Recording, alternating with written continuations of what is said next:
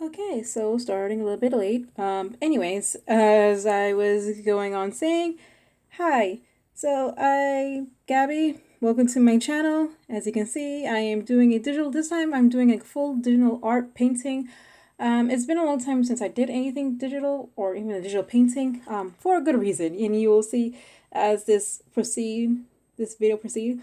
So I started getting references from Pinterest. This is where the reference I got two different references for the pose, one for the face and one for the pose, and I try to use the lighting for the for from the same reference. Yeah, from one of the references for lighting. But as I didn't know what to do with the background, so I decided to put her in like a frame, like either like a window or just a wooden frame. I'm not sure. And I decided to use like a generic background, one of the what does it call it in Clip Studio when I forget what it's called.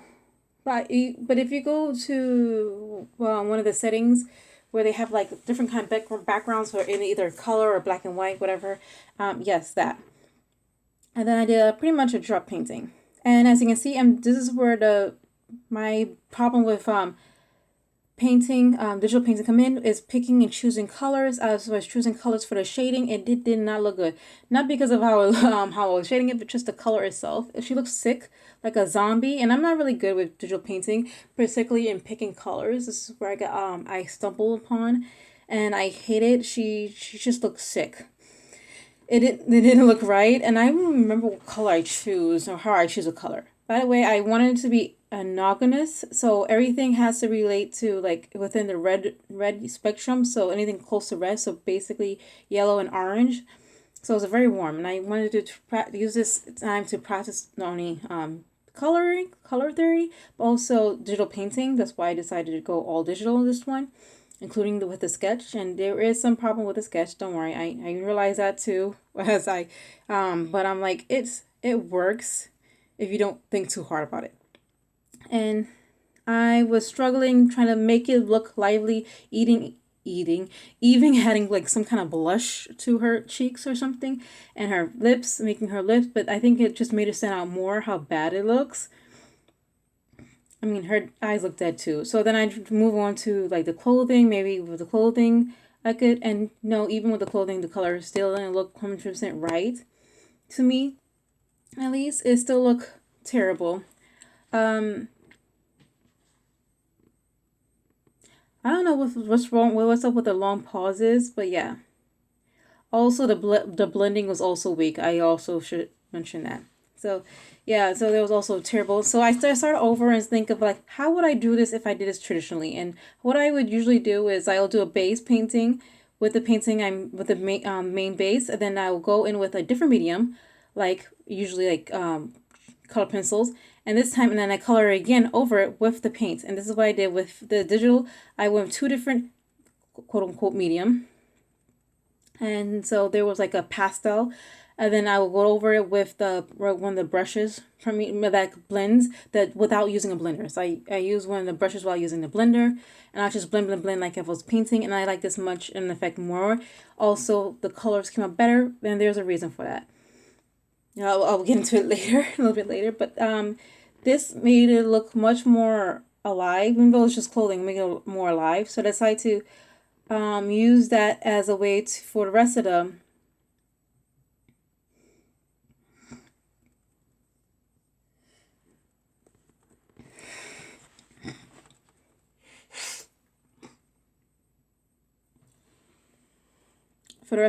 painting. Shit. Okay, sorry. For the rest of the painting, so starting with her face, and again, just use a long pause. I don't even know what I'm doing here. I'm pretty sure I'm picking out the paints. Okay, paint colors. That's why I'm right. There's some long pauses.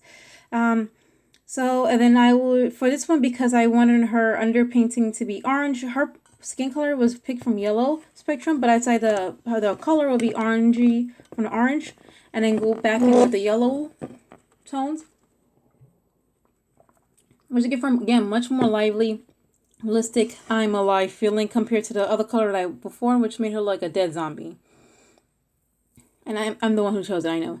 The black is also kind of harsh, especially if I want it to be like a monotone red, but I will get rid of the thing later.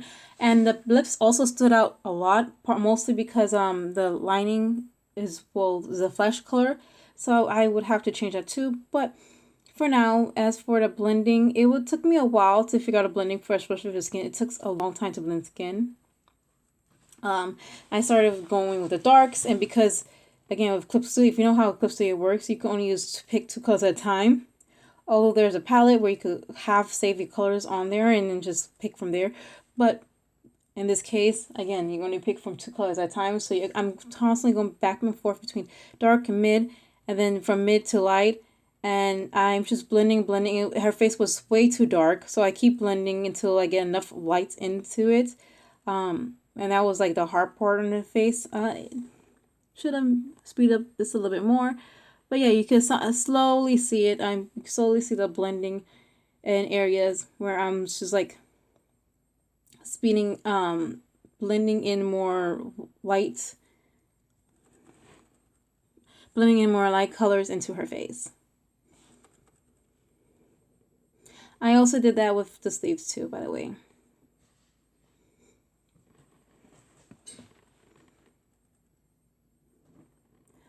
It's never working for me to add any light because I'm afraid I go too light. But in this case, it was like, nah, I definitely need it, especially around the nose areas. It was too dark, and now you see it more where I was adding more and more light colors until it looks more light. And I took back the colors I had before bleach, and then I went over the lining where I said the lips, where it stood out too much. But then when I changed the color to a darker color, it blended and made the lips stand out less and made it look like alien, I guess, or weird. And then I went to do the same method with the rest of the clothing. I stuck with yellow for the yellow shirt. I didn't change it again. The only color I went different was if with the face and the skin, the hair. Sorry, the face and the skin is the same thing. So yeah, red with the pants, or is orangey, orange and red with the pants, and orange and yellow with the shirt. Because it does look kind of brown, but it's actually orange from the orange spectrum, but desaturated orange, so it looks brown. And then for the hair, which was I think it's red. So I went, or no, I think the color of the hair is orange or red, but I went with yellow instead of, so something different. So I definitely went with yellow to get a better feel for the dark areas, not the highlights, the dark areas.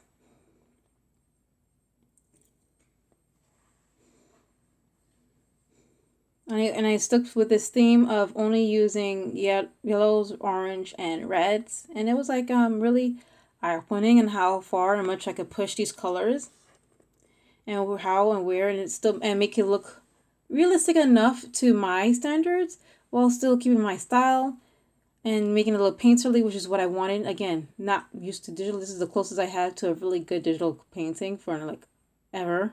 So I'm actually very proud of how this came out. Here I'm blending in the shirt.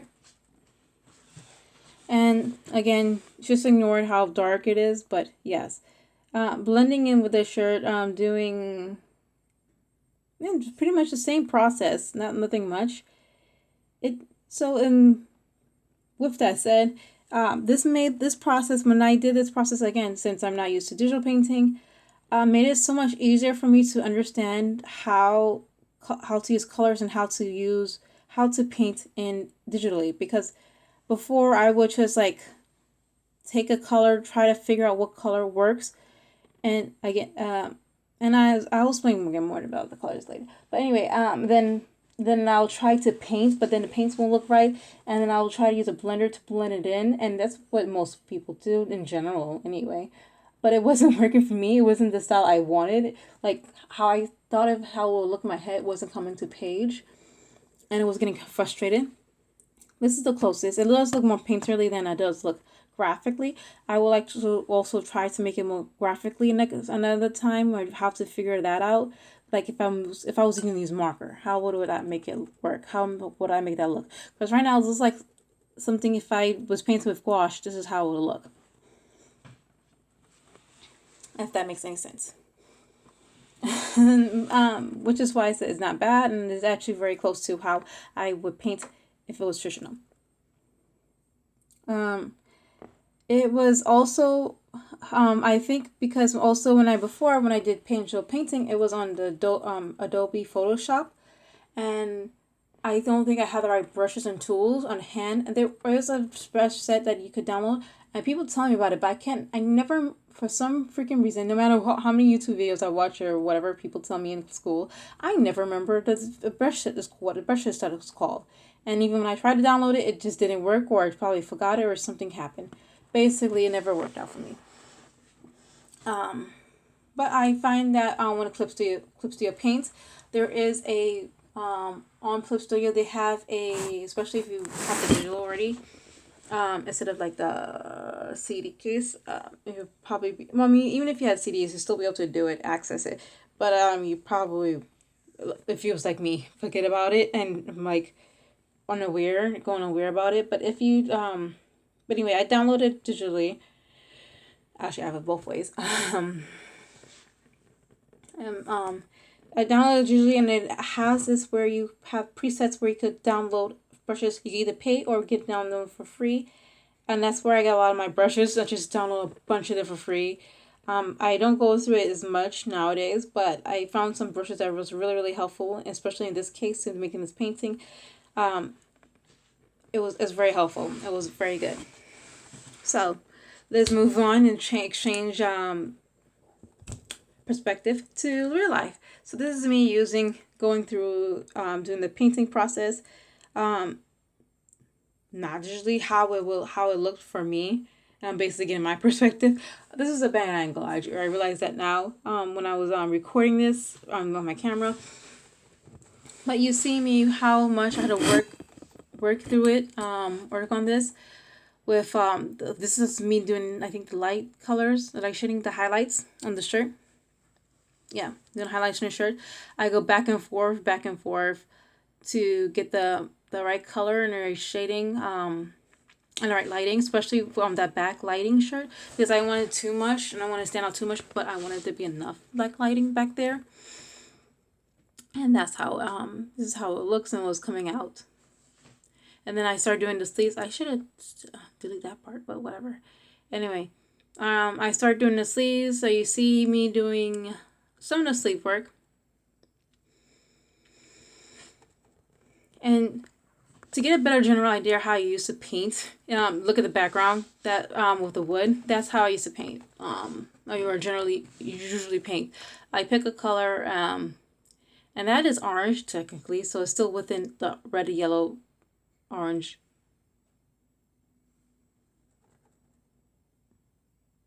theme. So if just in case you confuse it for brown, I'm like, oh, I'm cheating and I'm using brown. That's orange. So yeah. So going back to this perspective. So yeah, this is how the shading will look like when I was putting the shading in. Now you see it. I deleted some of it, but as I say, I was going back and forth between the darks and the mid and the lights. Going back and forth between two until I get a perfectly seamless blend. Now to move on to how I pick the colors, and here it is.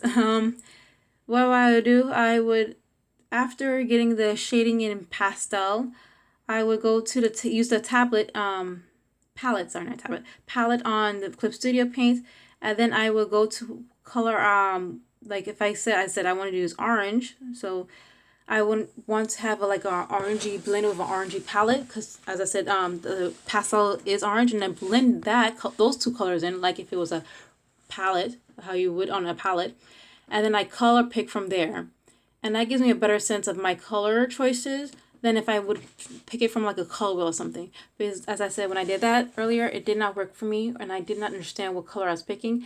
I think it's just too much colors. Like have access to too much colors, and it just confuses and confuses me. Like what is the perfect right color to choose? To give life to how I wanted to give life to the vision I was envisioning. I can't speak. And so yeah, this was the closest to it, and this is the closest way to method to getting to that. And I found that to be so much helpful and better than just picking from a palette and like continuously just guessing. Even if you had color theory in mind, in this case, and there was no color theory, it was just the background and then there's the foreground, and then she is the foreground. So everything would be just on her. There would be nothing I needed to choose from the background and color anyway. And even if I did, I would still have problem picking the right medium between like the reflection and refraction of the clothing. So, for example, if the ground was in this case yellow, and then her pants is red, so the color would be like somewhere middle between red and orange. No, yellow. Sorry, red and yellow, which would be orange, yes. But anyway, that's besides the point. I mean, you could say that this is how it would look if that was a reflection. There you go. It's not. It was just plain, and I will still have to use the palette. I think the palette will still be helpful in this case to figure out the color, to not go too orange or not too green, and I will think, and like blend it. So again, I will still will blend it, but not too much. And then there's the thing about blending. In this case, I went all full and blending. Again, there was just a foreground, it was just her, and in the background, and I didn't really care for the background, and there was nothing in the foreground. I didn't think I've ever have any concept that there was anything in the foreground in this illustration at least. So I didn't focus on that and just focus on getting a good blend. 1, 2, finding the right brush to blend. 3, picking the right colors, so color theory. Those are my focus. In this case, to make a good, decent digital painting. And then we go back to the other way of painting. And then here I slowed it down a little bit. Don't know why. Oh, I actually do know why. So you get a better sense. But I think I slowed it down too much because there's a lot of times I think this is when I'm messing with a palette and figuring out the colors. Yeah, there you go. That you don't really get to see it. Anyway, that is it pretty much for me. I will quickly talk about the hair. Skip over and talk about the hair. You will see it later. It doesn't even matter if I talk about it or not. Although the hair is yellow, it still blends seamlessly. I was afraid that picking this color would not only not blend, I will have to do it over again. But also, it will stick out too much, but it turned out to be a right or good choice, as it gave again more life to her hair, made it more lively. It doesn't look stiff. Like she put like a straw, a wig of straw on her head. So I like that aspect of it. And added with the highlights and made him stand out more and made it her film again better, a little bit more bounce. Not much.